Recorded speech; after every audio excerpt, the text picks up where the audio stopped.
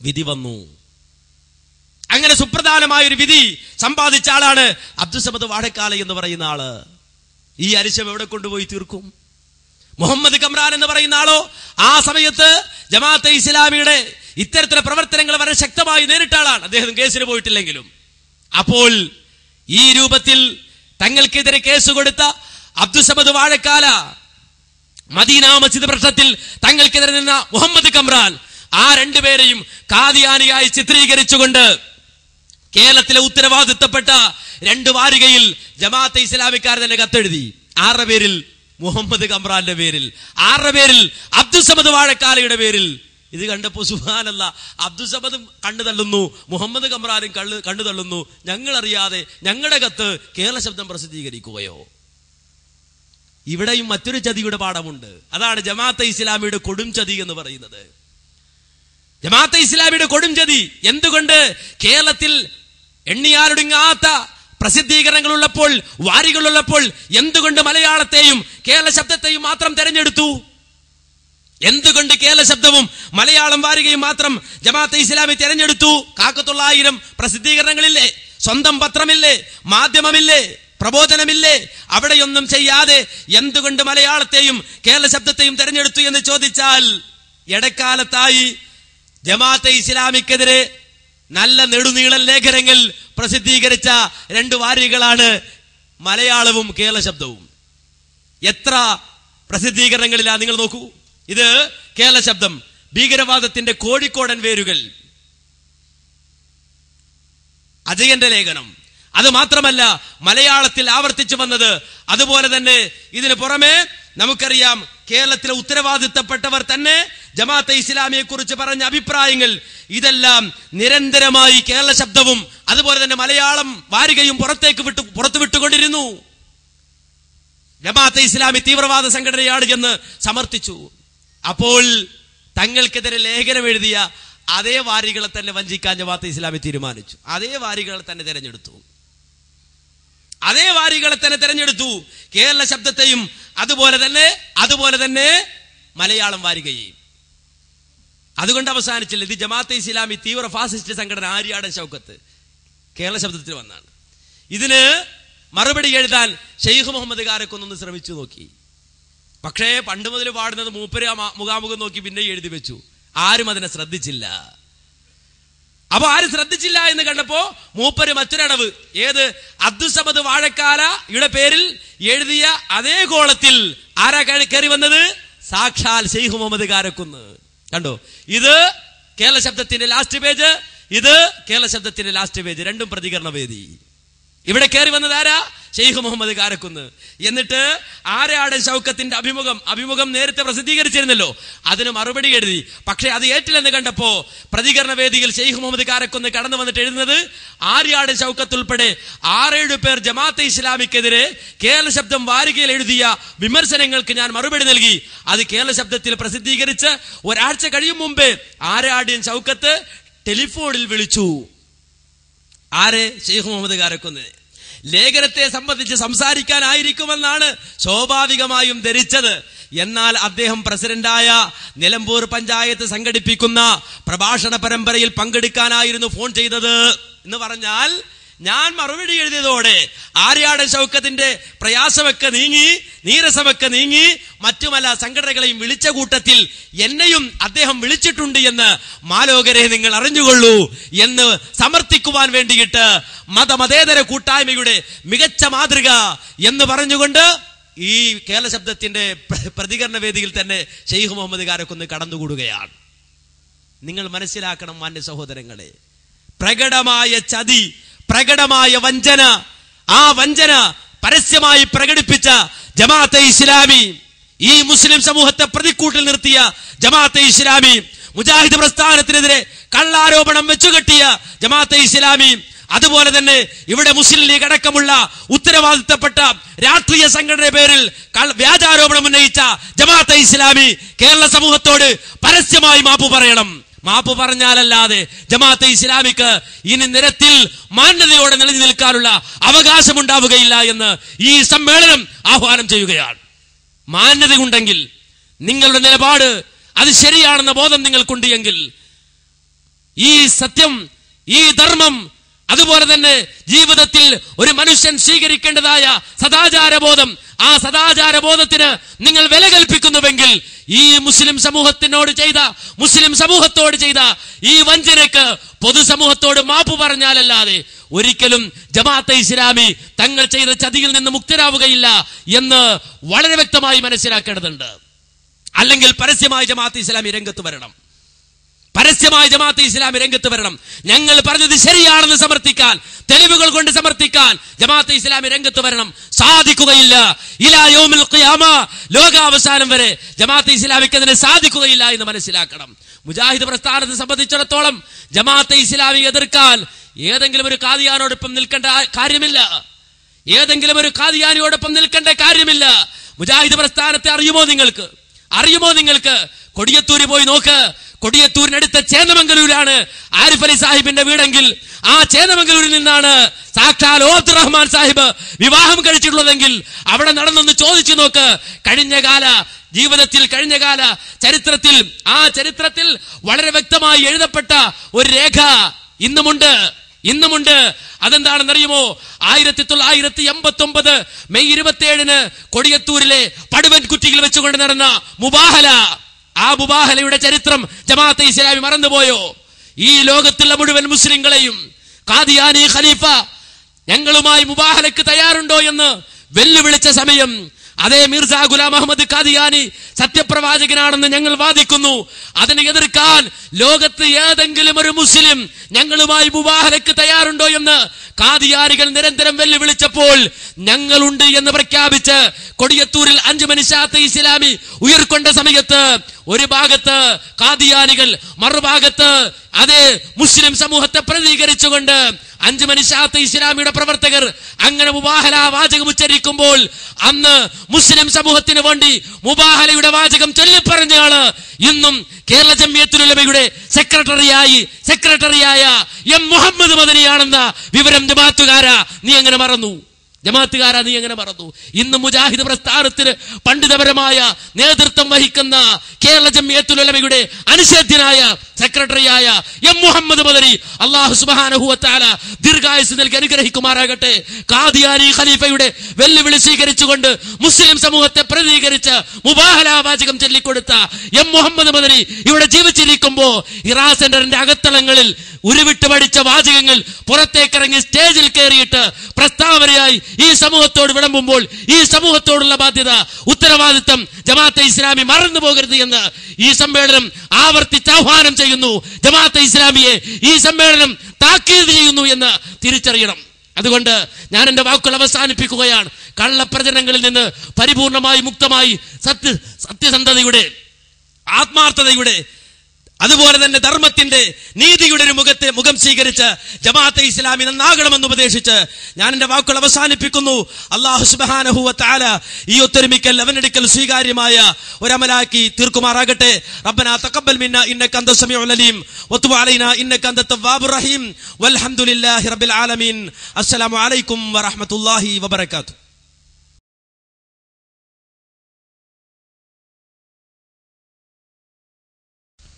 ISM മതം ഗുണകാംക്ഷയാണ് എന്ന പ്രമേയം ഉയർത്തിപ്പിടിച്ച് 4 മാസക്കാലമായി നടത്തിവരുന്ന ക്യാമ്പയിൻ അതിൻ്റെ സമാപനത്തിലാണ്.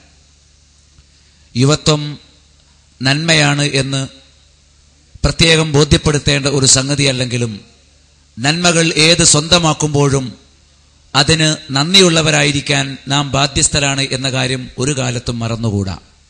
സുമ്മല തുസ്അലുന്ന യൗമ ഇദിൻ അനിൻ നഈം, അന്നേ ദിവസം അനുഗ്രഹങ്ങളെക്കുറിച്ച് ചോദ്യം ചെയ്യപ്പെടുക തന്നെ ചെയ്യും. ഈ പ്രപഞ്ചത്തിൽ ജീവിതാസ്വാദനങ്ങൾക്കു വേണ്ടി ഏതെല്ലാം തരത്തിലുള്ള ആസ്വാദനങ്ങളും അനുഗ്രഹങ്ങളും നൽകപ്പെടുമ്പോഴും സർവാധിനാഥനായ തമ്പുരാന്റെ അരികിൽ നിന്നുള്ള പ്രത്യേകമായ ഔദാര്യമാണ് അത് എന്ന് തിരിച്ചറിയേണ്ട ബാധ്യത നമ്മുടെ അരികിലുണ്ട്. അതുകൊണ്ട് തന്നെ മനുഷ്യരെ സംബന്ധിച്ചിടത്തോളം സർവശക്തനായ തമ്പുരാന്റെ അരികിൽ 2 തരമാണ്, ഇമ്മാ ഷാക്കിറൻ വ ഇമ്മാ കഫൂറ. ഒന്നുകിൽ നന്ദിയുള്ളവനാകാം, അല്ലെങ്കിൽ നന്ദി കെട്ടവനാകാം. നമ്മുടെ ജീവിതത്തിൽ പ്രപഞ്ചനാഥൻ കനിഞ്ഞേകിയ ഓരോ അനുഗ്രഹങ്ങൾക്കും നന്ദിയുള്ളവരാകാൻ നാം ബാധ്യസ്ഥരാണ്. പ്രവാചകൻ സല്ലല്ലാഹു അലൈഹി വസല്ലമയുടെ അനുചരന്മാർ സത്യാദർശം മുറുകെ പിടിക്കുകയും അതിനുവേണ്ടി ത്യാഗനിഷ്ഠയോടുകൂടി ജീവിതം നയിക്കുകയും ചെയ്യുന്ന കാലഘട്ടങ്ങൾക്കിടയിൽ ചില സന്ദർഭങ്ങളിൽ അവർക്ക് ശത്രുക്കളെ നേരിടേണ്ടി വന്നിട്ടുണ്ട്, അവരുടെ ആയുധങ്ങൾക്ക് വിധേയരാകേണ്ടി വന്നിട്ടുണ്ട്. അത്തരമൊരു സമയം ദാത്തുരിഖാ യുദ്ധം കഴിഞ്ഞും തിരിച്ചു വരുമ്പോൾ, തുടർച്ചയായ ദിവസങ്ങളിലെ യുദ്ധം കഴിഞ്ഞ് പരിക്കുകളുമായി പ്രയാസങ്ങളുമായി അവസാനം വിജയശ്രീലാളിതരായി തന്നെ തിരിച്ചു പോകുമ്പോൾ ഒരല്പസമയം ഒരു തണലിൽ അവർ വിശ്രമിക്കുകയുണ്ടായി. അതോടൊപ്പം തന്നെ ചില ആളുകൾക്ക് ഒരല്പം മയങ്ങാനുള്ള സമയം കിട്ടി. റസൂലുള്ളാഹി സ്വല്ലല്ലാഹു അലൈഹി വസല്ലം അവരോട് പറഞ്ഞു, നിങ്ങൾക്കിപ്പോൾ ലഭ്യമായിരിക്കുന്ന ഈ തണലും നിങ്ങൾക്ക് ഉറങ്ങാൻ ലഭിച്ചിരിക്കുന്ന ഈ അവസരവും രണ്ടും റബ്ബിന്റെ അനുഗ്രഹങ്ങളിൽ പെട്ടതാണ്. ഈ തണൽ ആസ്വദിച്ചതിന്റെ പേരിൽ, ഉറക്കം നിങ്ങൾക്ക് അനുഭവിച്ചതിന്റെ പേരിൽ നാളെ റബ്ബിനോട് നിങ്ങൾ മറുപടി പറയേണ്ടി വരും.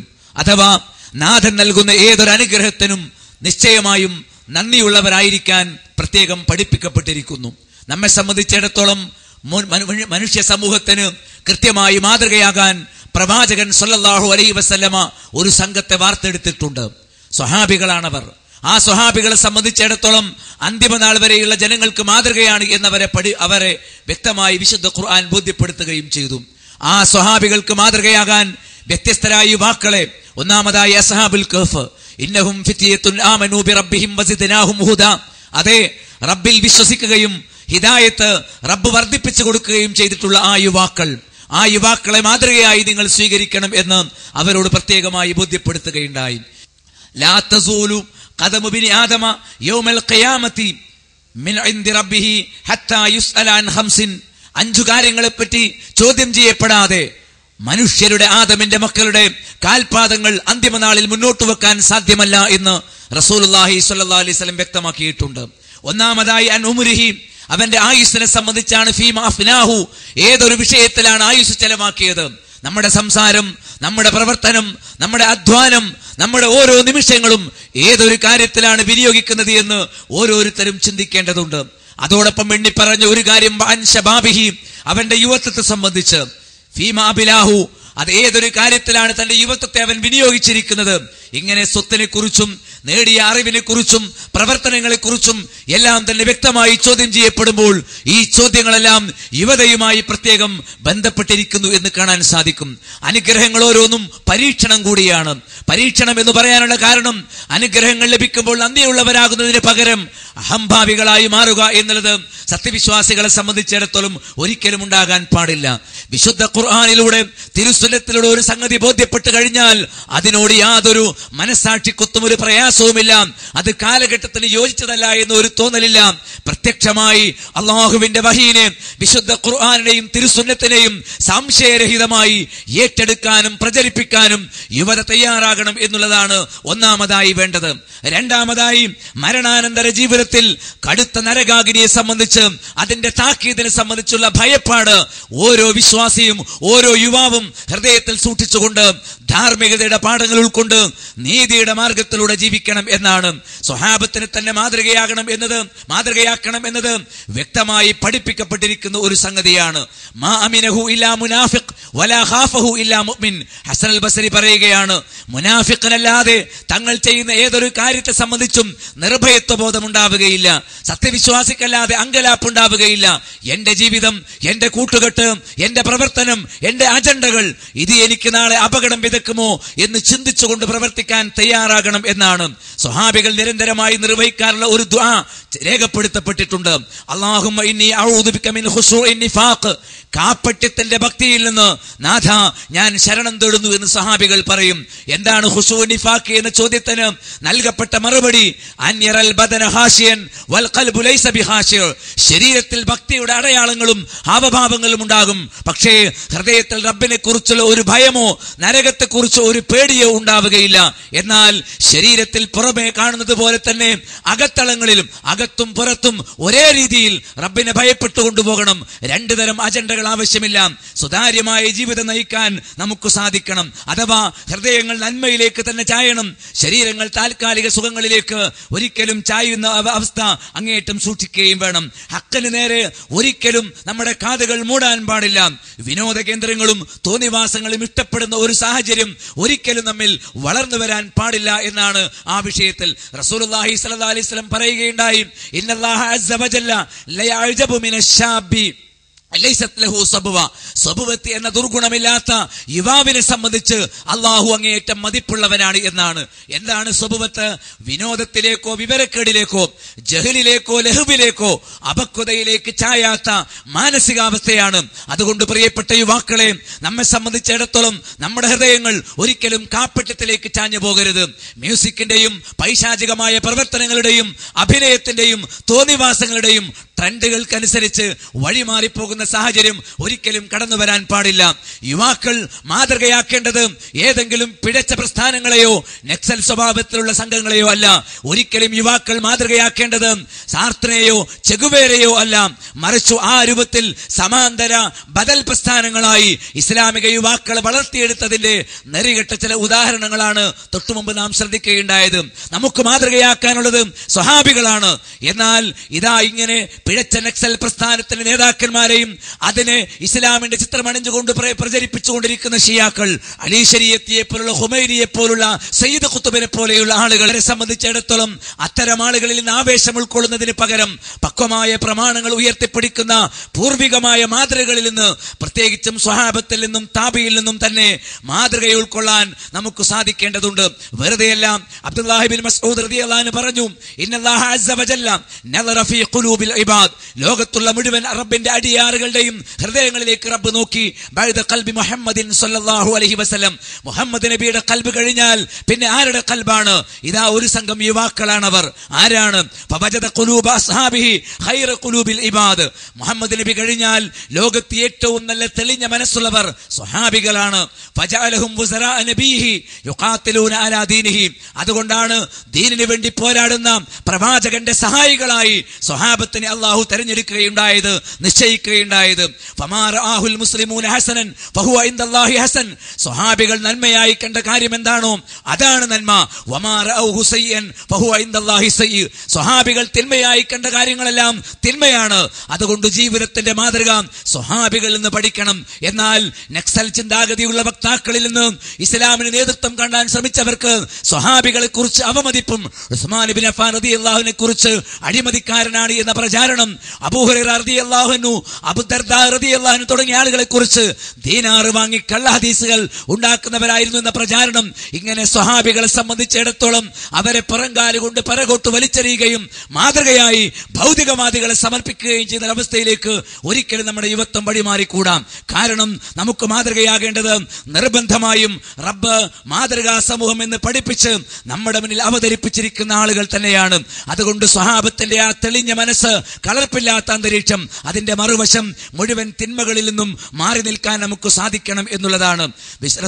നമ്മെ സംബന്ധിച്ചിടത്തോളം ഹുദൈഫ റളിയല്ലാഹു അൻഹു ധരിക്കുന്ന ഹദീസിൽ കാണാം, നബി സല്ലല്ലാഹു അലൈഹി വസല്ലം പറഞ്ഞു, വല്ലദീ നഫ്സി ബിയദിഹി ലതഅമുറുന ബിൽ മഅറൂഫ് വലതൻഹൗന അനിൽ മുൻകർ.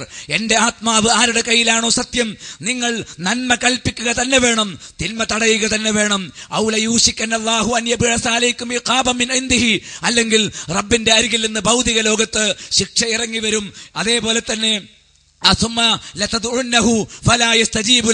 അങ്ങനെ റബ്ബിന്റെ ശിക്ഷ വരുമ്പോൾ നിങ്ങൾക്ക് ബോധമുണ്ടാകും. റബ്ബിനോട് നിങ്ങൾ മനം നൊന്ത് പ്രാർത്ഥിക്കും. പക്ഷേ അന്നേരം നിങ്ങളുടെ പ്രാർത്ഥന സ്വീകരിക്കപ്പെടുകയില്ല. പ്രാർത്ഥന സ്വീകരിക്കപ്പെടാത്ത മനസ്സുകളായി പ്രിയപ്പെട്ടവരെ നമ്മുടെ മനസ്സുകൾ മാറാൻ പാടില്ല. എപ്പോഴാണ് പ്രാർത്ഥന സ്വീകരിക്കപ്പെടാതെ പോവുക? തിന്മയ്ക്കെതിരെ ദീനീ വിരുദ്ധമായ, ധാർമ്മിക വിരുദ്ധമായ, പരലോക മോചനത്തെക്കുറിച്ച് ചിന്തിക്കാത്ത പ്രവർത്തനങ്ങൾ നമ്മുടെ അരികിൽ കടന്നു വരുമ്പോൾ അതാ റബ്ബിന്റെ ശിക്ഷ കടന്നു വരും. എന്തുകൊണ്ട്? ആ സദാചാരം കൽപ്പിക്കുകയും ദുരാചാരം വിലക്കുകയും ചെയ്യുന്ന പ്രവർത്തനം അത് എന്റെ ബാധ്യതയാണ് എന്നറിഞ്ഞില്ല എങ്കിൽ. അതുകൊണ്ട് നമുക്ക് ഹൃദയം തുറക്കേണ്ടതുണ്ട്, സജീവമായി മുന്നോട്ട് വരേണ്ടതുണ്ട്. നരകം നിർബന്ധമാക്കപ്പെടുന്ന ശിർക്കൻ ബഹുദൈവത്വ പ്രവർത്തനങ്ങൾക്കെതിരെ, പ്രവാചകന്റെ മാർഗത്തെ അവഗണിച്ചുകൊണ്ട് നരകം വിലക്ക് വാങ്ങുന്ന ബിദ്അത്തുകൾക്കും ജീർണതകൾക്കുമെതിരെ, അതേപോലെ തന്നെ ഹറാമുകളെ പുൽകുന്ന കള്ളുകുടിയന്മാരും ചൂതാട്ടക്കാരും കേവലം വിനോദ ആസ്വാദകരുമായി നാടകവും മ്യൂസിക്കും പാട്ടും നൃത്തനൃത്യങ്ങളുമായി അങ്ങനെ കേവലമായ അധപ്പതിച്ച മൃഗങ്ങളെക്കാൾ അധപ്പതിച്ച ഒരു നിലവാരത്തിലേക്ക് സഞ്ചരിച്ചു പോകുന്ന ഈ ജനതയെ ജീവിത ലക്ഷ്യം ബോധ്യപ്പെടുത്തി പരലോകം സത്യമാണ് എന്നറിയിച്ച് തിരിച്ചു കൊണ്ടുവന്നില്ലെങ്കിലുള്ള അപകടം നിങ്ങൾക്കറിയാമോ? ഒരു സമൂഹത്തിൽ തിന്മ വ്യാപിക്കുക, തിന്മ തടയാൻ ആളില്ലാതെ വരിക എന്ന് വന്നാൽ ഏതാണ്ട് എല്ലാവരും ഒന്നല്ലെങ്കിൽ മറ്റൊരു തിന്മയിൽ മുഴുകുന്നു എന്ന ഒരു അവസ്ഥ വന്നാൽ എത്രമാത്രം അപകടകരമായിരിക്കും. അതേക്കുറിച്ച് നൽകപ്പെട്ട താക്കീതും നാം ശ്രദ്ധിക്കേണ്ടത് തന്നെയാണ്. നബി സല്ലല്ലാഹു അലൈഹി വസല്ലം പഠിപ്പിച്ചു, ഇദാ റഅയ്തല്ലാഹ യുഅ്തിൽ അബ്ദ മിനദ് ദുനിയ അലാ മആസിഹി മാ യുഹിബ്ബ്. ഈ ലോകത്ത് അല്ലാഹു തന്റെ അടിമകൾക്ക് അവൻ ഇഷ്ടപ്പെടുന്ന തിന്മകൾ പ്രവർത്തിക്കാൻ അവസരം കൊടുത്താൽ കള്ളുകുടിയന്മാർക്ക് കള്ളുകുടിക്കാം, ചൂതാട്ടക്കാർക്ക് ചൂതാട്ടം നടത്താം, വ്യഭിചാരികൾക്ക് അങ്ങനെയാകാം. അങ്ങനെ ആണും പെണ്ണും ഇടപഴകി തോന്നിയതുപോലെ ജീവിക്കുന്ന ഒരു സാഹചര്യം നമ്മുടെ സമൂഹത്തിൽ വ്യാപകമായി. അതിനെ തടയാൻ രക്ഷിതാക്കളില്ല, ബോധവൽക്കരിക്കാൻ അധ്യാപകരില്ല, അവർക്ക് മാർഗനിർദ്ദേശം നൽകാൻ നേതാക്കളില്ല. അങ്ങനെ ആർക്കും തോന്നിയതുപോലെ നടക്കാമെന്ന ഒരു സാഹചര്യം രാജ്യത്ത് കൂടുതലായി കടന്നു വരികയാണെങ്കിൽ അറിഞ്ഞോളൂ, അത് ഇസ്തിദ്റാജാണ്. അഥവാ റബ്ബ് ഒരു സമൂഹത്തിന് ശിക്ഷ ഇറക്കുമ്പോൾ ആദ്യമായി ചെയ്യുന്നത് വ്യാപകമായി തിന്മ ചെയ്യാനുള്ള അവസരം അവിടുത്തെ യുവാക്കൾക്ക് നൽകും. പ്രിയപ്പെട്ടവരെ, യുവത്വം അത് അനുഗ്രഹമാണ് എന്ന് പറയുമ്പോൾ തന്നെ യുവത്വം അത് നിഗ്രഹമായി തീരുകയും അത് നഷ്ടമായി തീരുകയും ചെയ്യുന്ന ഒരു മറുവശമുണ്ട്. അതായത് നാം വ്യാപകമായി തിന്മ കടന്നു വരുമ്പോൾ എന്നിട്ട് റസൂലുള്ളാഹി സ്വല്ലല്ലാഹു അലൈഹി വസല്ലം അത് റബ്ബിന്റെ ശിക്ഷ ഇറങ്ങി വരുന്നതിന്റെ മുന്നോടിയാണ് ലോകത്തുടനീളം ഇങ്ങനെ തിന്മകൾ വ്യാപരിക്കുക എന്നത്. അതിന് തെളിവായി ഒരു ആയത്ത് അദ്ദേഹം ഓതി കേൾപ്പിച്ചു. ഫലമ്മാ നസൂ മാ ദുക്കിറൂ ബിഹി, ഓർമ്മിപ്പിക്കപ്പെട്ട കൽപ്പനകൾ അവർ മറന്നുപോകുമ്പോൾ ഫതഹ്നാ അലൈഹിം അബ്വാബ കുല്ലി ഷൈഇൻ, എല്ലാ അനുഗ്രഹങ്ങളുടെയും കവാടങ്ങൾ ആദ്യമായി അവർക്ക് തുറന്നു കൊടുക്കും. ഹത്താ ഇദാ ഫരിഹൂ ബിമാ ഊതു, അങ്ങനെ ലഭ്യമായ ഭൗതിക അനുഗ്രഹങ്ങളിൽ അവർ സന്തുഷ്ടരായിരിക്കും. എല്ലാ നേട്ടങ്ങളും അവരുടെ കയ്യിലുണ്ടാകും. പക്ഷേ അഖദ്നാഹും ബഗ്തതൻ, അപ്രതീക്ഷിതമായി പൊടുന്നനെ അവരെ നാം പിടികൂടും. ഫഇദാഹും മുബ്ലിസൂൻ, അന്നേരം അവർ അങ്ങേയറ്റം നിരാശപ്പെട്ടവരായിരിക്കും. ഇവിടെ ആ ശിക്ഷയിൽ നിന്ന് കരകയറാൻ കഴിയില്ലെന്ന് മാത്രമല്ല, പരലോകത്ത് ആഴമേറിയ നരകാഗ്നിയിലേക്ക് ചങ്ങലകളിൽ ബന്ധിതരായി വലിച്ചെറിയപ്പെടുന്ന ഒരു സാഹചര്യത്തെ കൂടി അവർ കരുതേണ്ടതുണ്ട് എന്നർത്ഥം. അതുകൊണ്ട് നിങ്ങൾ ശരിക്കും ചിന്തിക്കുക, വളരെ കൃത്യമായി ആലോചിക്കുക. നമ്മുടെ നാട്ടിൽ തിന്മയുടെ പ്രവർത്തനങ്ങളിലേക്ക് നീങ്ങിപ്പോകുമ്പോൾ ഏതെല്ലാം രൂപത്തിലാണ് അതിനെതിരെയുള്ള താക്കീതുകൾ കടന്നു വരുന്നത് എന്ന് വളരെ വ്യക്തമായി ഓർക്കാനും ചിന്തിക്കാനും നമുക്ക് സാധിക്കേണ്ടതുണ്ട്. വ്യാപകമായി മദ്യം പെരുകിയ ഒരു ദുരവസ്ഥയെക്കുറിച്ച് നേരത്തെ ഇവിടെ ഒരു യുവ നേതാവ് ശ്രദ്ധയിൽപ്പെടുത്തുകയുണ്ടായി. നമ്മുടെ നാടിന്റെ കഥയാണ് വരുത്തിയത്. എന്നാൽ നിങ്ങൾക്കറിയാമോ, നാളെ ശരീരം അങ്ങേയറ്റം വിപുലമായി വളർത്തപ്പെടുകയും അതിൽ നിന്ന് മാംസം വെന്തുരുകി പുറത്തേക്ക് ദുർനീരുകൾ സ്രവിക്കുകയും ചെയ്യുമ്പോൾ മുഴുവൻ കള്ളുകുടിയന്മാരും റിദിയത്തുൽ ഖബാൽ എന്നറിയപ്പെടുന്ന ആ വൃത്തികെട്ട ദുർനീര് കുടിപ്പിക്കപ്പെടുമെന്ന് പഠിപ്പിക്കപ്പെട്ടു. അതേപോലെ തന്നെ പലിശക്കാരെ സംബന്ധിച്ചിടത്തോളം അവരുടെ വയറുകളിൽ വിഷസർപ്പങ്ങളും അതേപോലെ തന്നെ ദുഷ്ടജന്തുക്കളും നിറഞ്ഞ അവസ്ഥയിൽ വലിയ കുടവയറുകളുമായി എല്ലാവർക്കും കാണാവുന്ന രൂപത്തിൽ നരകത്തിൽ പിളഞ്ഞുകൊണ്ടിരിക്കുന്ന രക്തത്തിന്റെ ഒരു നദിയും അവരെ കാത്തിരിക്കുന്നു എന്ന് പഠിപ്പിച്ചു. അതേപോലെ തന്നെ വ്യത്യസ്തമായ ഓരോരുത്തരും വ്യഭിചാരികൾ താഴ്ഭാഗം വിസ്തൃതമായതും മേൽഭാഗം കുടുസായതുമായ ഒരു ചൂളയിൽ അവർ വറുക്കപ്പെടുന്ന ഗുരുതരമായ ഒരവസ്ഥയെ കുറിച്ച് പഠിപ്പിച്ചു. അതുകൊണ്ട് ഹറാമുകളിൽ നിന്ന് തടയുന്ന കണ്ണുകൾ നരകത്തെ സ്പർശിക്കുകയില്ല എന്ന് പ്രവാചകൻ പഠിപ്പിച്ചിട്ടുണ്ട്. കുറ്റബോധത്തോടുകൂടി തെറ്റുകൾ ഏറ്റുപറയുന്ന, ഭയന്നുകൊണ്ട് റബ്ബിന്റെ മുന്നിൽ കണ്ണീർ വാർക്കപ്പെടുന്ന കണ്ണുകൾ, ഈ രണ്ട് കണ്ണുകൾ ഒരിക്കലും നരകത്തിൽ പതിക്കുകയില്ല എന്ന് വളരെ വ്യക്തമായി റസൂലുള്ളാഹി സ്വല്ലല്ലാഹു അലൈഹി വസല്ലം പഠിപ്പിച്ചിട്ടുണ്ട്. അതുകൊണ്ട് തന്നെ ഇന്റർനെറ്റിലൂടെ, മൊബൈൽ ഫോണിലൂടെ, പരസ്യ പലകളിലൂടെ, സിനിമാശാലകളിലൂടെ, മാർക്കറ്റുകളിലൂടെ, മാളുകളിലൂടെ നമ്മുടെ കണ്ണുകൾ ഹറാമിന്റെ വഴിയിലേക്ക് സഞ്ചരിച്ചു കൊണ്ടിരിക്കുമ്പോൾ എല്ലായിടത്തും കണ്ണുകളാണ്. മൊബൈൽ ഫോണിന്റെ ക്യാമറകൾ മുതൽക്ക് ഇങ്ങോട്ട് വ്യത്യസ്തങ്ങളായ ക്യാമറകൾ. അങ്ങനെ ഹറാമുകൾ കാണാൻ വേണ്ടി വിവിധ രൂപങ്ങളിൽ ആധുനിക സങ്കേതങ്ങൾ ഉപയോഗിച്ചുകൊണ്ട് കണ്ണുകൾ തുറക്കാൻ സൗകര്യമുള്ള ഈ സന്ദർഭത്തിൽ പ്രിയപ്പെട്ടവരെ, ഈ പരീക്ഷണത്തിൽ വിജയിക്കാൻ നമുക്ക് സാധിക്കണം. അതുകൊണ്ട് ഏറ്റവും പ്രധാനമായി തിന്മ തടയണം. തിന്മ തടയാൻ നമുക്ക് കഴിയുന്നില്ല എങ്കിൽ റബ്ബിന്റെ ശിക്ഷ വന്നിറങ്ങും. ശിക്ഷ വന്നിറങ്ങുന്നതിന്റെ ഒന്നാമത്തെ സ്റ്റെപ്പാണ് തിന്മ ചെയ്യാൻ ഉദ്ദേശിക്കുന്ന ആളുകൾക്ക് മുഴുവൻ തിന്മയുടെ വാതായനങ്ങൾ തുറക്കപ്പെടുക എന്നുള്ളത്.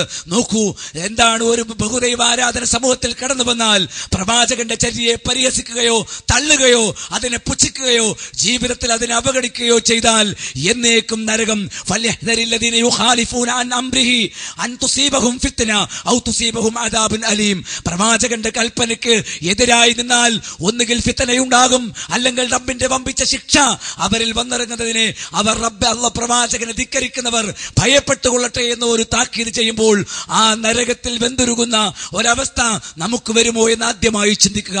നമ്മുടെ ചുറ്റുപാടുമുള്ള വിവിധ മതസ്ഥരായ മനുഷ്യർ, മതമില്ലാത്ത മനുഷ്യർ, മുസ്ലിം സമൂഹത്തിൽ തന്നെ വ്യതിയാനത്തിന്റെ വഴികൾ സ്വീകരിച്ചുകൊണ്ട് സൃഷ്ടിപൂജയിലും അതേപോലെ തന്നെ കപട രാഷ്ട്രീയ മുഖമണിഞ്ഞുകൊണ്ടുള്ള തീവ്രവാദ പ്രവർത്തനങ്ങളിലും ഭീകരതയിലുമെല്ലാം സഞ്ചരിച്ചു കൊണ്ടിരിക്കുമ്പോൾ ഭൗതികമായ നഷ്ടങ്ങൾ മാത്രമല്ലല്ലോ അവർ ഉണ്ടാക്കുക.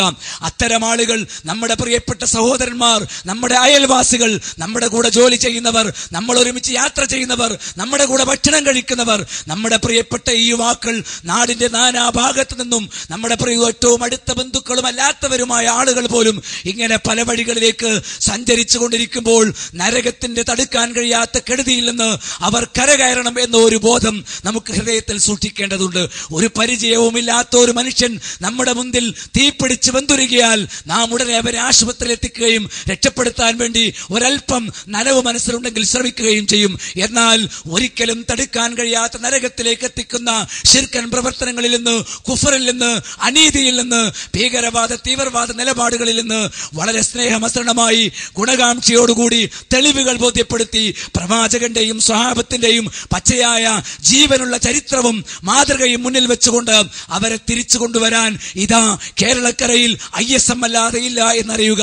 അതുകൊണ്ട് ISMന്റെ ധീരമായ ഈ പടയോട്ടത്തിൽ നല്ല കൂട്ടുകാരെ തെരഞ്ഞെടുക്കുകയും നന്മയുടെ വഴിയിൽ ഒത്തുചേരുകയും അല്ലാതെ ഈ വ്യതിയാന മാർഗത്തിൽ നിന്ന് കരകയറാൻ മറ്റൊന്നുമില്ലാത്തത് കൊണ്ട് പ്രിയപ്പെട്ടവരെ, നാം ഈ സമ്മേളന നഗരിയിൽ വെച്ച് ഉറച്ച തീരുമാനമെടുക്കുക. നമ്മുടെ സമയത്തിൽ ഇനിയും കൂടുതലായ സമയം നന്മയുടെ പ്രചാരണത്തിന് വേണ്ടിയും ഇസ്ലാമിക ദഅവത്തിന് വേണ്ടിയും വിനിയോഗിക്കും. അതേപോലെ തന്നെ വേണ്ടത്ര ബോധമില്ലാതെ നമ്മുടെ ഏതെങ്കിലും സുഹൃത്തുക്കൾ ഈ സത്യമൊക്കെ തിരിച്ചറിഞ്ഞും ഒരൽപ്പം പിറകിൽ നിൽക്കുന്നുവെങ്കിൽ അവരെ പിടിച്ചുകൊണ്ടുവരും. പ്രസ്ഥാനത്തിന് വേണ്ടിയല്ല, മുജാഹിദ് പ്രസ്ഥാനത്തിന് വേണ്ടിയല്ല, ISMന് വേണ്ടിയല്ല, അവനവന് വേണ്ടി. നാളെ റബ്ബ് ചോദിക്കും, നിങ്ങൾക്കുണ്ടായ ബോധമനുസരിച്ച്, നിങ്ങൾ നേടിയ അറിവനുസരിച്ച് നിങ്ങളുടെ അറിവും നിങ്ങളുടെ ആരോഗ്യവും നിങ്ങളുടെ സമയവും ചോദ്യം ചെയ്യപ്പെടുന്ന ആ ഘട്ടത്തിൽ മറുപടി പറയാൻ നമ്മുടെ ഓരോരുത്തരുടെയും ശരീരവും നമ്മുടെ ഓരോരുത്തരുടെയും ആത്മാവും ആ ഭാരമേറിയ ആഴമേറിയ ആ നരകാഗ്നിയിൽ നിന്ന് കാത്തുരക്ഷിക്കാൻ വേണ്ടി നമ്മെ സംബന്ധിച്ചിടത്തോളം ഒരിക്കലും പിറകോട്ടു പോകാതെ അടുത്ത നിമിഷത്തിൽ നിലച്ചു പോകുന്ന ഹൃദയമിടിപ്പുകളും നാടിമിടിപ്പുകളും ഓർത്തുകൊണ്ട് റബ്ബ് അനുവദിച്ച കാലം റബ്ബിന്റെ ദീനിന് വേണ്ടി, സത്യദീനിന്റെ വെളിച്ചം അത് ഉയർത്തിക്കാണിക്കുന്നതിന് വേണ്ടി റബ്ബ് നമ്മെ ഒരു കാരണമാക്കുമാറാകട്ടെ.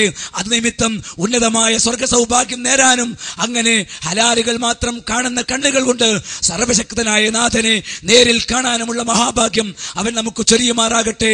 യുവത്വം എന്ന അനുഗ്രഹത്തെ കൃത്യമായി പ്രയോജനപ്പെടുത്താൻ അവൻ നമ്മെ തുണക്കുമാറാകട്ടെ. അല്ലാഹുമ്മ സ്വല്ലി അലാ മുഹമ്മദിൻ വഅലാ ആലി മുഹമ്മദ്. വസ്സലാമു അലൈക്കും വറഹ്മത്തുള്ളാഹി.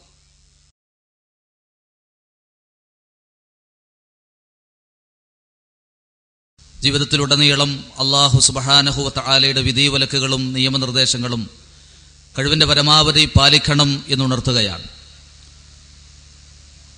മതം ഗുണകാംക്ഷയാണ് എന്ന ക്യാമ്പയിനിന്റെ സമാപനം കുറിച്ചുകൊണ്ട് ഇന്ന് നാം സംഘടിപ്പിച്ച ഇസ്ലാമിക് യൂത്ത് മീറ്റ് ഇവിടെ അവസാനിക്കുമ്പോൾ ഇവിടെ ഉദ്ഘാടന പ്രസംഗം മുതൽ ഇപ്പോൾ നടന്ന അവസാന പ്രഭാഷണം വരെ ആ പ്രഭാഷണങ്ങളിലുടനീളം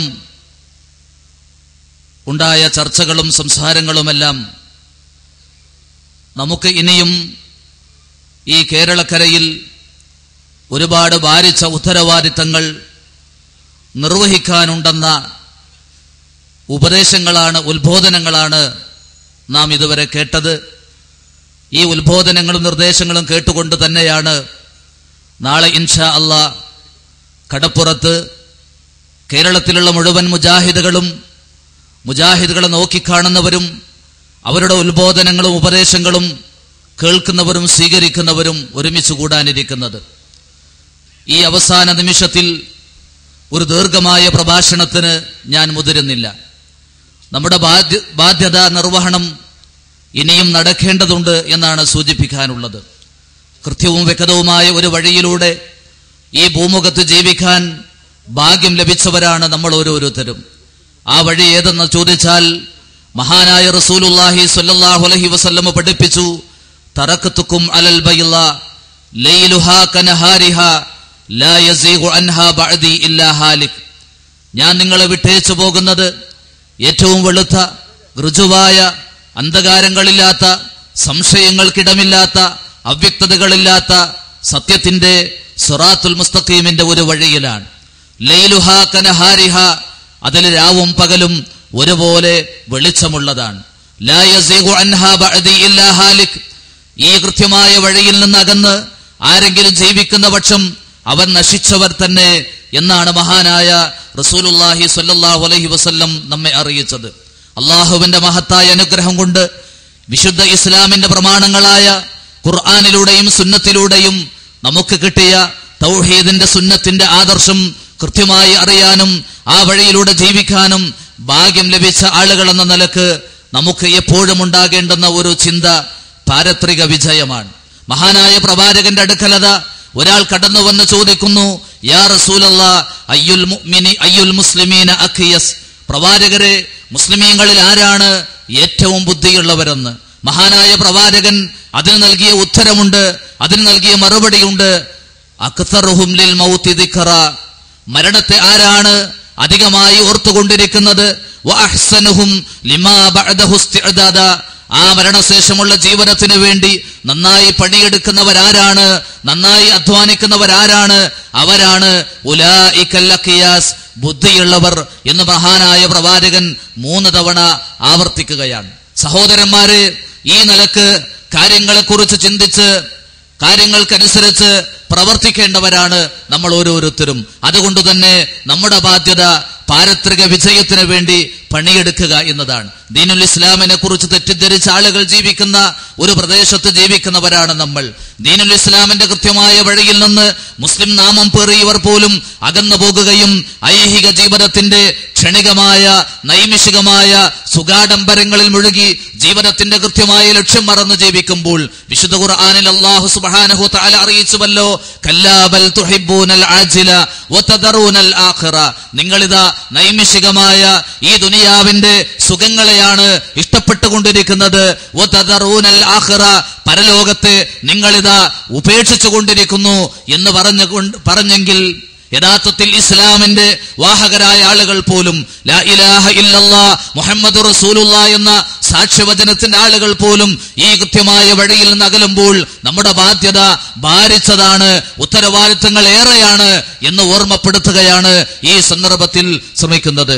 അതുകൊണ്ട് തന്നെ അള്ളാഹു നൽകിയ വായു, അവൻ തന്ന വെള്ളം, അവൻ തന്ന ആരോഗ്യം, അവൻ തന്ന സമയം, അവൻ തന്ന കഴിവുകൾ അള്ളാഹുവിന്റെ മാർഗത്തിൽ ഉപയോഗപ്പെടുത്തി അവന്റെ തൃപ്തിക്കനുസരിച്ച് ജീവിച്ച് മരിക്കാനുള്ള ഒരു ബാധ്യത നമുക്ക് ഓരോരുത്തർക്കുമുണ്ട്. നമുക്കറിയാം, മഹാനായ മൂസ നബി അലൈഹിസ്സലാം അള്ളാഹുവിന്റെ മാർഗത്തിൽ തൗഹീദി പ്രബോധകനായി ആ പ്രബോധിത സമൂഹത്തിൽ ജീവിച്ചപ്പോൾ മൂസാ നബി തന്റെ സമുദായത്തിൽ നിന്ന് അദ്ദേഹത്തിന് ബോധ്യമായത് അതാ അള്ളാഹുവിന്റെ വ്യത്യസ്തങ്ങളായ അനുഗ്രഹങ്ങൾ ആസ്വദിക്കുന്ന ഭൂരിപക്ഷ മനുഷ്യരിത അള്ളാഹുവിന്റെ തൃപ്തിക്കനുസരിച്ച് ജീവിക്കാതെ അവന്റെ അതൃപ്തിക്ക് വേണ്ടി, അവന്റെ ശാപത്തിന് വേണ്ടിയാണല്ലോ ജീവിക്കുന്നത് എന്നോർത്തുകൊണ്ട് മൂസ നബി അലൈഹിസ്സലാം അസ്വസ്ഥമായ ഒരു മനസ്സോടെ റബ്ബിനോട് പ്രാർത്ഥിച്ച പ്രാർത്ഥന വിശുദ്ധ ഖുർആനിലുണ്ട്. വഖാല മൂസ റബ്ബനാ ഇന്നക ആതൈത ഫിർഔന വമലഅഹു സീനതൻ വഅംവാലൻ ഫിൽ ഹയാത്തിദ് ദുനിയ.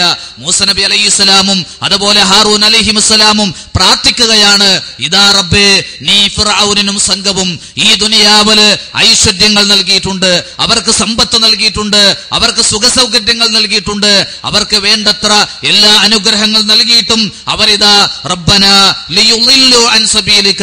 മൂസ നബി അലൈഹിസ്സലാം പ്രാർത്ഥിച്ചത്, റബ്ബേ, ഈ സുഖങ്ങളെല്ലാം ഈ അനുഗ്രഹങ്ങളെല്ലാം ഉപയോഗപ്പെടുത്തുന്ന ഇവർ നിന്റെ മാർഗത്തിൽ നിന്ന് ആളുകളെ വഴിതെറ്റിക്കാനാണല്ലോ ശ്രമിക്കുന്നത് എന്ന് പറഞ്ഞുകൊണ്ട് മൂസ നബി അലൈഹിസ്സലാം പ്രാർത്ഥിക്കുകയാണ്, റബ്ബന തുമിസ് അലാ അംവാലിഹിം വഷ്ദുദ് അലാ ഖുലൂബിഹിം ഫലാ യുഅ്മിനു ഹത്താ യറഉൽ അദാബൽ അലീം. നോക്കൂ നിങ്ങൾ, അത്രമാത്രം അങ്ങനെ പ്രാർത്ഥിക്കാൻ തോന്നുമാറ് അസ്വസ്ഥമായ മൂസ നബിയുടെ മനസ്സ്, റബ്ബേ, ഇവരുടെ സമ്പത്ത് നീ സമ്പത്തിൽ നിന്ന് തുടച്ചു മാറ്റി ഇവരുടെ ഹൃദയങ്ങൾക്ക് നീ കാഠിന്യം നൽകണമേ.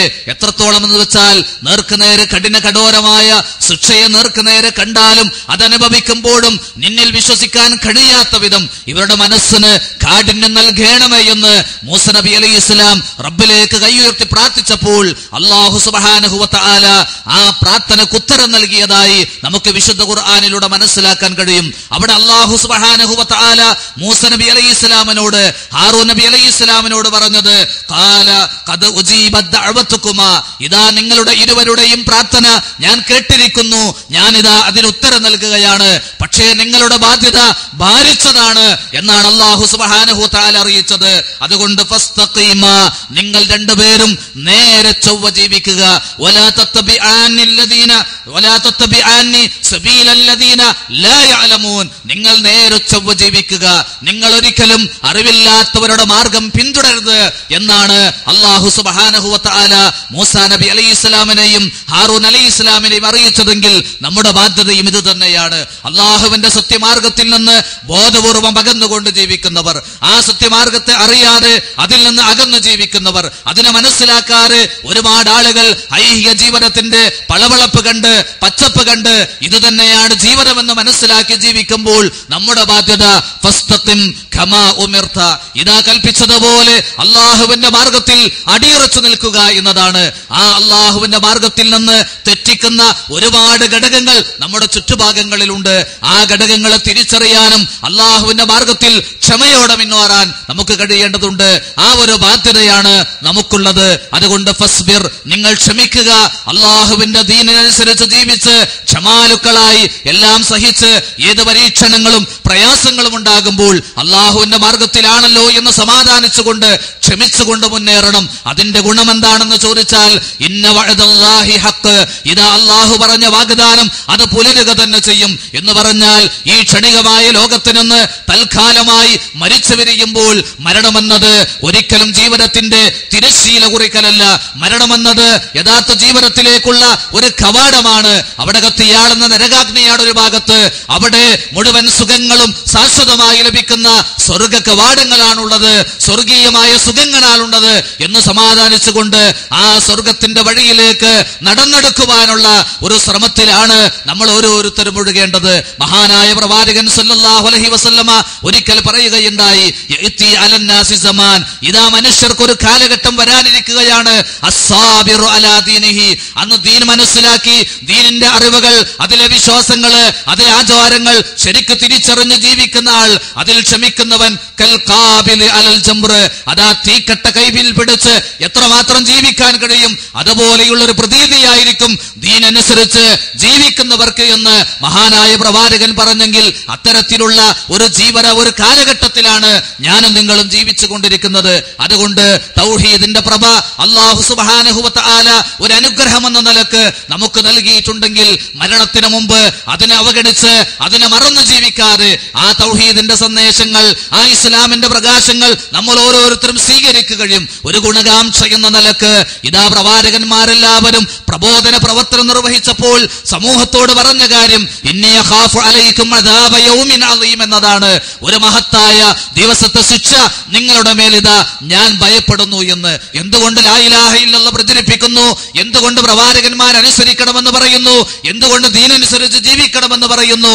ഇതാ ശിക്ഷ വരാനിരിക്കുന്നു.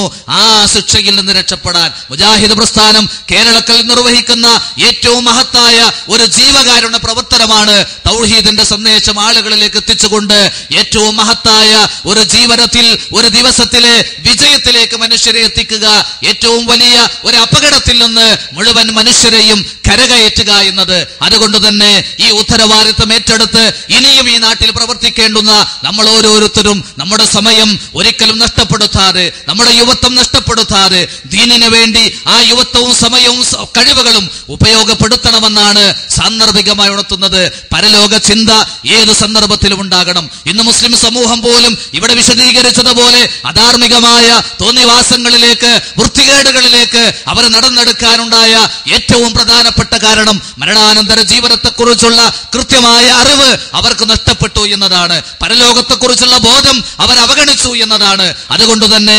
പരലോകത്തെക്കുറിച്ച് ചിന്തിച്ചുകൊണ്ട് മരണശേഷമുള്ള അള്ളാഹു ഒരുക്കി വെച്ച അവന്റെ കോടതിയിൽ വിചാരണയെ നേരിടുമ്പോൾ ഞാനിതാ ഇവിടെ നിന്ന് ലഭിച്ച എല്ലാ അനുഗ്രഹങ്ങൾക്കും നന്ദി കാണിച്ച് അള്ളാഹുവിന്റെ വിനയാന്വിതനായ ഒരു അടിമയായി എനിക്ക് ജീവിക്കാൻ കഴിഞ്ഞിട്ടുണ്ട്, എന്റെ കുടുംബത്തിന് എങ്ങനെ ജീവിക്കാൻ കഴിഞ്ഞിട്ടുണ്ട് എന്നൊരു ഉറപ്പ് വാങ്ങുന്നതോടൊപ്പം ഈ പ്രബോധന വേദിയിൽ നമ്മൾ ഓരോരുത്തരും ഉണ്ടാകണമെന്നാണ് ഈ അവസാന നിമിഷത്തിൽ ഉണർത്തുവാനുള്ളത്. അതുകൊണ്ട് സഹോദരന്മാരെ, മുജാഹിദ് പ്രസ്ഥാനത്തെ തിരിച്ചറിയാൻ, മുജാഹിദ് പ്രസ്ഥാനം ഇവിടെ ചൊരിഞ്ഞുകൊണ്ടിരിക്കുന്ന ഈ പ്രഭ നമ്മിലൂടെ യഥാർത്ഥത്തിൽ മറ്റുള്ള ആളുകൾക്ക് എത്തിച്ചു കൊടുക്കുവാനുള്ള തീവ്രമായ ഒരു പരിശ്രമങ്ങളിൽ നമ്മൾ ഓരോരുത്തരും മുഴുകണമെന്ന് മാത്രം അറിയിച്ചുകൊണ്ട് ഞാൻ അവസാനിപ്പിക്കുകയാണ്. അല്ലാഹു സുബ്ഹാനഹു വ തആല നമ്മുടെ എല്ലാ സംരംഭങ്ങൾക്കും ബർക്കത്തും നിഅമത്തും നൽകി അനുഗ്രഹിക്കുമാറാവട്ടെ. സഹോദരന്മാരെ, ഈ തൗഹീദിന്റെ വെള്ളി വെളിച്ചത്തിൽ നടന്നു നീങ്ങുന്ന ഒരുപാട് ആളുകൾ അവർക്കിന്ന് ഇവിടെ എത്തിക്കാൻ കഴിഞ്ഞിട്ടില്ല. പലരും രോഗികളായി പ്രയാസപ്പെട്ടുകൊണ്ട് ആശുപത്രിയിൽ വീടുകളിലുമായി കഴിയുന്നുണ്ട്. ഏത് സന്ദർഭത്തിലും പ്രയാസപ്പെടുന്ന ആളുകളെ എപ്പോഴും ചിന്തിക്കുകയും അവർക്ക് വേണ്ടി പ്രാർത്ഥിക്കുന്ന ഒരു മനസ്സ് നമുക്കുണ്ടാവണം. എത്രയോ ആളുകൾ രോഗങ്ങളിലായി വേദനിച്ച് കഴിയുന്നുണ്ട്. അല്ലാഹു സുബ്ഹാനഹു വ തആല നമ്മുടെ കൂട്ടത്തിൽ നിന്ന് രോഗികളായി മാറിയവർക്ക് ശമനം നൽകി അനുഗ്രഹിക്കുമാറാവട്ടെ. മാരകമായ രോഗങ്ങളിൽ നിന്ന്, കടുത്ത പരീക്ഷണങ്ങളിൽ നിന്ന് അല്ലാഹു സുബ്ഹാനഹു വ തആല നമ്മെ മോചിപ്പിക്കുമാറാവട്ടെ. മരണം എപ്പോൾ എവിടെ വെച്ച് പിടികൂടിയാലും ലാ ഇലാഹ ഇല്ലല്ലാഹ് എന്ന കലിമത്ത് തൗഹീദ് ഉച്ചരിച്ചുകൊണ്ടുള്ള ഈമാനികമായ മരണം തന്ന് അല്ലാഹു സുബ്ഹാനഹു വ തആല നമ്മെ സഹായിക്കുമാറാവട്ടെ. റബ്ബനാ തഖബ്ബൽ മിന്നാ ദുആഅനാ വതുബ് അലൈനാ ഇന്നക അൻത തവ്വാബുർ റഹീം. അല്ലാഹുമ്മ തവഫനാ മുസ്ലിമീന വഅൽഹിഖ്നാ ബിസ്സാലിഹീൻ. അല്ലാഹുമ്മ സ്വല്ലി അലാ മുഹമ്മദിൻ വഅലാ ആലി മുഹമ്മദ് വൽഹംദുലില്ലാഹി റബ്ബിൽ ആലമീൻ. അസ്സലാമു അലൈക്കും വറഹ്മത്തുള്ളാഹി വബറകാതുഹു.